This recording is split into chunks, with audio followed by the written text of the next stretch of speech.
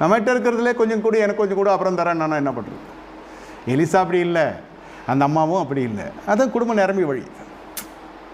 இதுங்க வந்தாலும் பொய்யா வரத்துக்கு முன்னே சொல்லிட்டு ஒன்று பின்னாடி ஒன்று வந்து நல்லா சேர்ந்து வீட்டை பேசிட்டு வந்து சொல்லிச்சுன்னா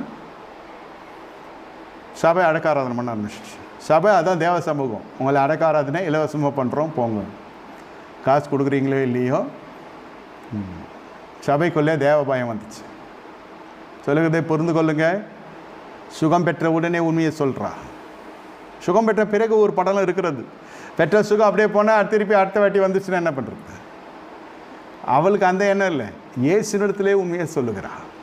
தாட்ஸ் த காட்லினஸ்.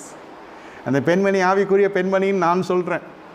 இதெல்லாம் வசனம் ஒத்த விதத்தில் அந்த பெண்மணியுடைய வாழ்க்கை வந்து கொண்டிருக்கிறது. இன்றைக்கி இருக்கிற பெந்தகோஸ்தே உபதேசமும் அன்று அந்த பெண்மணிக்குள்ளே இருந்தது. பெந்தகோஸ்தேன்னு சொல்ல வரல, வேதத்தில் இருக்கிற வசனத்தை உபதேசமாக வைத்து